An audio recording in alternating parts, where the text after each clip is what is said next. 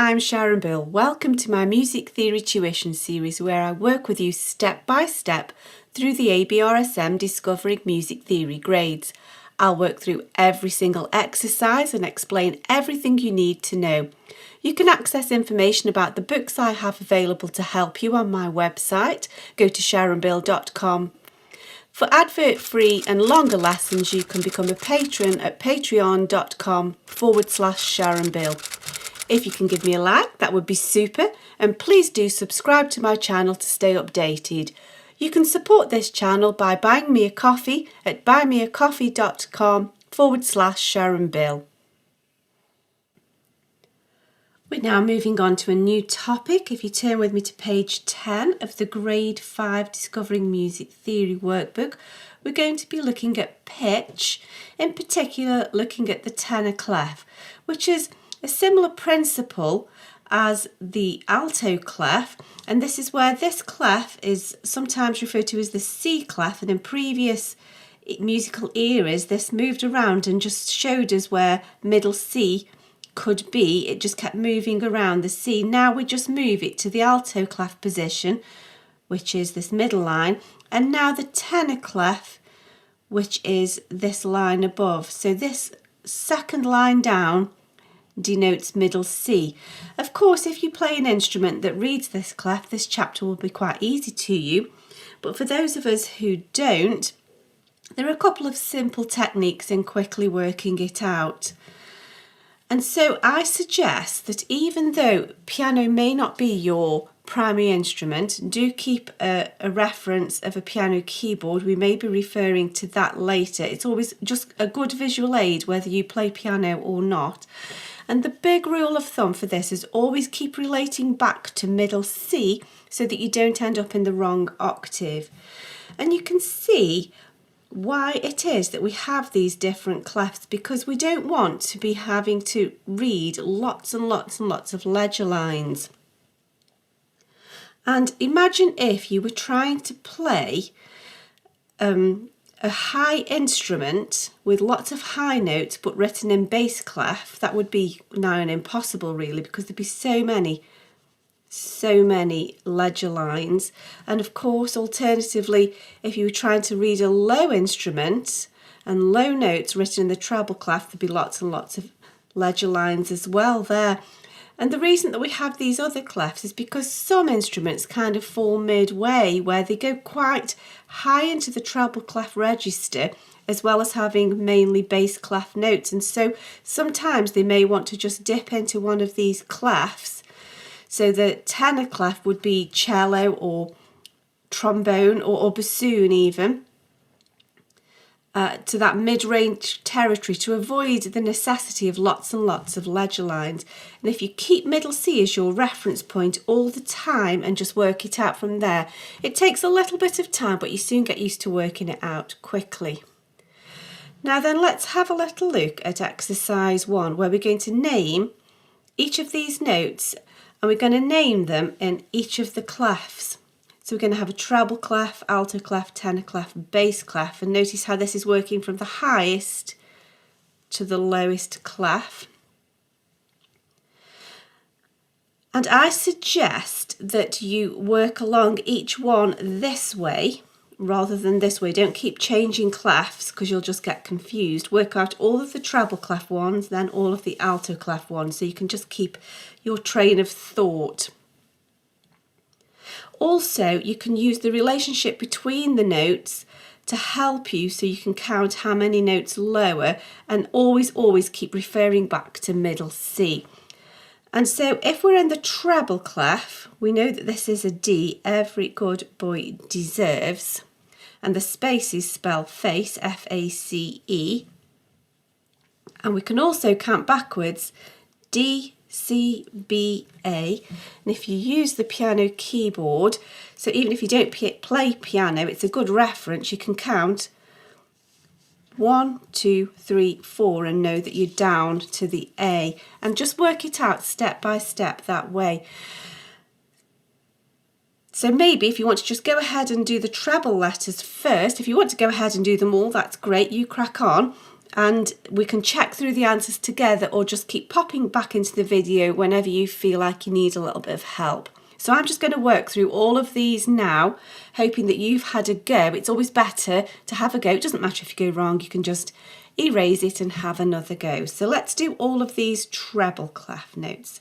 So we've worked out this is an A. Always use capital letters, remember. The space is spelled face, so that's an F. Now, if the lines are every good boy deserves football, one above F is G. That's an E. Now here is our note middle C in the treble clef. Now then here, if this one is a G, then we know that's an A, B, or you can count from the F, because we know it's every good boy deserves football, F, G, A, B. So if this is a B, we've counted from the B, 1, 2, 3, 4, B, C, D, E, that's an E. If you play something like flute, this will be easy because you're used to reading in this register. But if not, you just have to kind of count it out really. So we know this is F, we've been using that as a reference point. Every good boy. Now this here, if this is middle C, counting backwards, C, B, A, that's an A. And if you wanted to, you could just check that you're an octave apart. 1, 2, 3, 4, 5, 6, 7, 8 gives us an octave A, so we know we're correct. And then here, if that's middle C, one above middle C is D. So that's the treble clef completed.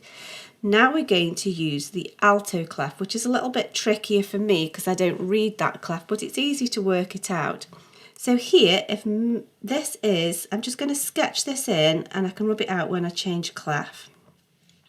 If that's middle C, then C, D, E. Okay, so we've got a reference point. So if this is middle C, one below middle C is B. So if this is B, counting backwards, we've got A, G, and just double check, C, B, A, G. Now here, let's work this one out. C, D, E, F, G, A. And then counting down, we know if this is a G, one below is F. And then let's count from C. C, B, A, G, F. We know that's correct. So this one, if this is an F, E, so this is a D. And so this next one, let's see what, if this is an A, then this is a B, then this is a C, and that should be an octave from our middle C. Let's see, 1, 2, 3, 4, 5, 6, 7, 8. That's correct. Just going steady, making sure. So if this is C, so we've got C, D, E, F, that's correct. And if you want it, we could just double check that we're in octave. We're actually with 2 octaves apart from that one. So that's that. So if this is C, D, E, F, G, we'll better tidy that F up, there we go. Now there we go, so there's our middle C, that's our reference point. Now then, let's use one that we've already done. So if this is D, so D, let's just think about this now.